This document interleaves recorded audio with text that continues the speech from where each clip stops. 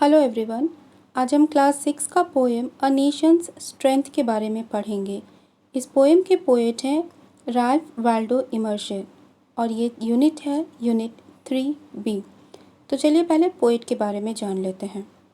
Ralph Waldo immersion May 25, 1803, April 27, 1882 was an American poet and philosopher.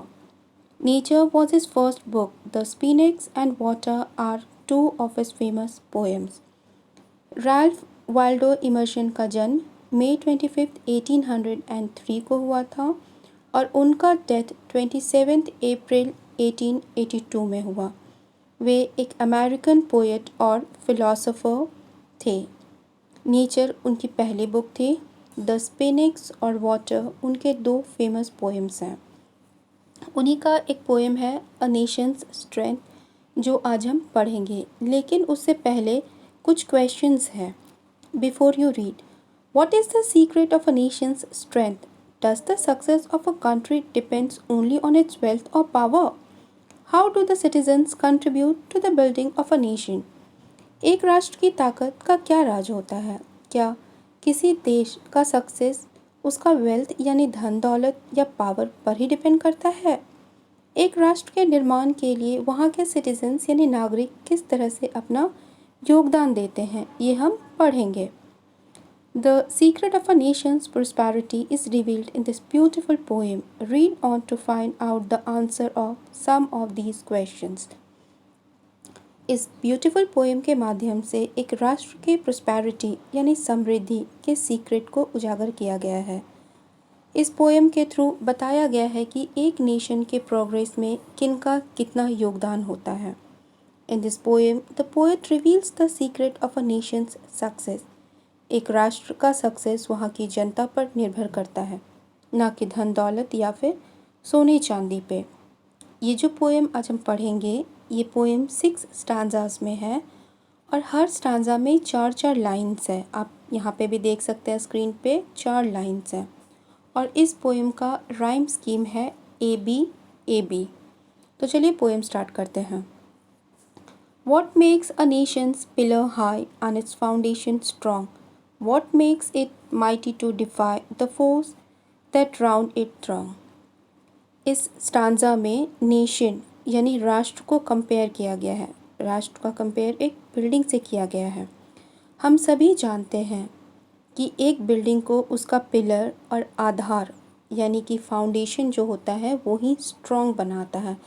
एक building कितना strong बनेगा ये उसके आधार, फाउंडेशन या पिलर्स पर डिपेंड करता है। तो इस स्टांजा में पोएट क्वेश्चन करते हैं कि एक राष्ट्र के पिलर या आधार को कौन स्ट्रॉन्ग बनाता है, क्योंकि जब तक पिलर स्ट्रॉन्ग नहीं होगा तब तक ना ही कोई बिल्डिंग मजबूत बन सकता है और ना ही कोई नेशन।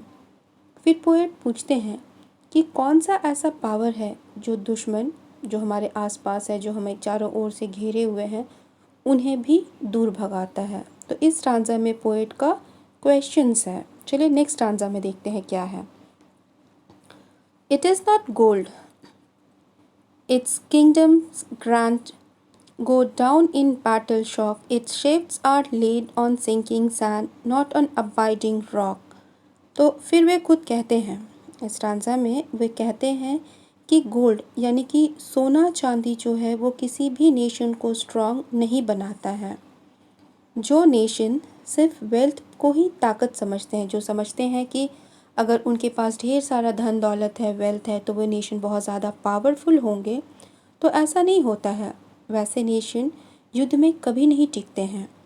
वैसे नेशन का जो बेस होता है, जो आधार होता है, वो एकदम बालू की समान होता है, रेत के समान होते हैं, जो कभी भी हट सकते हैं। वे नेशंस जो होते हैं वे पत्थर की तरह मजबूत नहीं होते हैं। जो बिल्डिंग सैंड से बनता है वो कभी भी गिर सकता है, और अगर एक नेशन का बेस सिर्फ धन और दौलत होगा तो वो नेशन कभी भी स्ट्रॉन्ग नहीं बन सकता है। क्यों? क्योंकि धन दौलत जो है वो ख़त्म भी हो सकता है, लेकिन और कुछ जिससे कि नेशन स्ट्रॉन्ग बनेगा वो कभी ख़त्म नहीं होने वाला होना चाहिए। तो चलिए देखते हैं नेक्स्ट आंसर में क्या है। Is it the sword As the red dust of empires passed away, the blood has turned their stones to rust, their glory to decay. Third stanza में पोएट कहते हैं कि क्या ये स्वॉर्ड यानी तलवार है? किसी नेशन को स्ट्रॉन्ग बनाने के लिए क्या तलवार बहुत ज़्यादा काम आता है?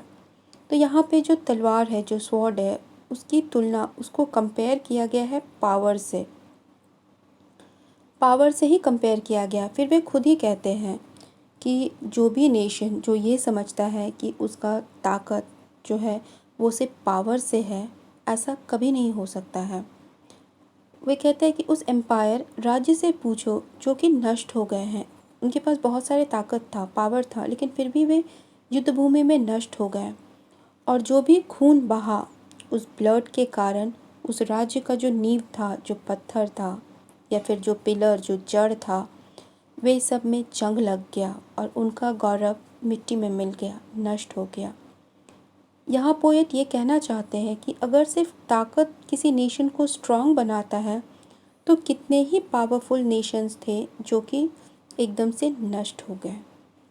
तो इस सेकेंड और थर्ड स्टांजा में ये प्रूफ होता है कि धन और ताकत किसी भी नेशन को स्ट्रॉन्ग नहीं बनाता है।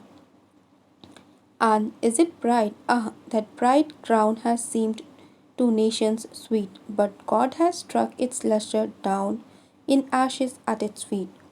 तो फिर से यहाँ पे पोएट जो है वो पूछते हैं कि क्या प्राइड यानी गौरव जो है वो किसी नेशन को स्ट्रॉन्ग बनाता है?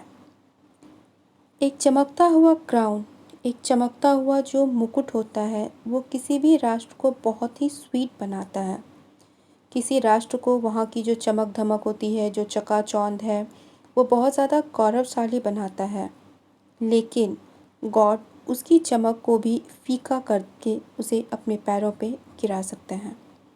इस स्टांजा का मतलब ये हुआ कि कितना भी गौरवशाली राष्ट्र क्यों ना हो, अगर कुदरत चाहे तो उसे भी नष्ट कर सकता है, धूल में मिला सकता है। Not gold, but only men can make a people great and strong, men who for truth and honor's sake stand fast and suffer long. तो अब इस स्टांजा में पोएट आंसर देते हैं कि जो धन दौलत है वो किसी भी राष्ट्र को स्ट्रॉन्ग नहीं बनाता है। धन दौलत या फिर ताकत, पावर, वो किसी राष्ट्र को स्ट्रॉन्ग नहीं बनाता है, बल्कि वहाँ के जो लोग होते हैं वे उस राष्ट्र को स्ट्रॉन्ग बनाते हैं।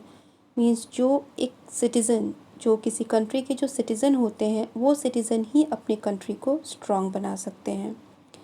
पीपल जो कि सच्चाई के लिए और अपने देश के मान सम्मान के लिए खड़े रहते हैं और बहुत सारे प्रॉब्लम्स को फेस करते हैं, फिर भी वे अपने रास्ते से हटते नहीं हैं, अपने रास्ते पे अडिग रहते हैं, वे ही किसी नेशन को या किसी राष्ट्र को स्ट्रॉन्ग बनाते हैं।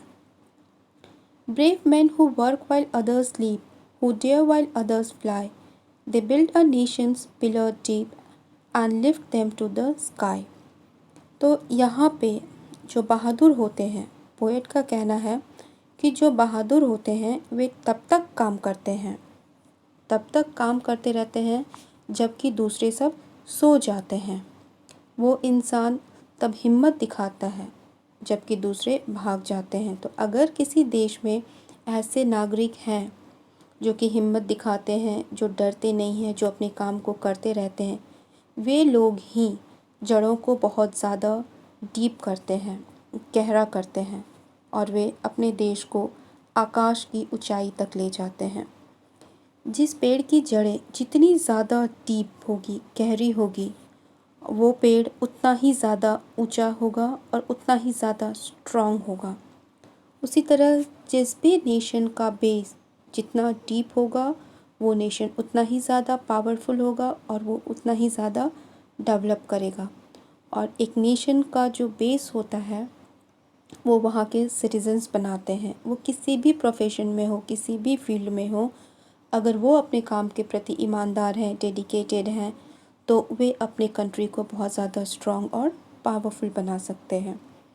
तो फाइनली पोएट ये कहना चाहते हैं कि धन दौलत, ताकत या फिर प्राइड किसी भी कंट्री को पावरफुल नहीं बनाता है, बल्कि वहाँ के लोग अपने कर्म के द्वारा, अपने काम, अपने डेडिकेशन के द्वारा नेशन को स्ट्रॉन्ग बनाते हैं। आई होप आपको पोएम समझ में आया होगा। Thank you.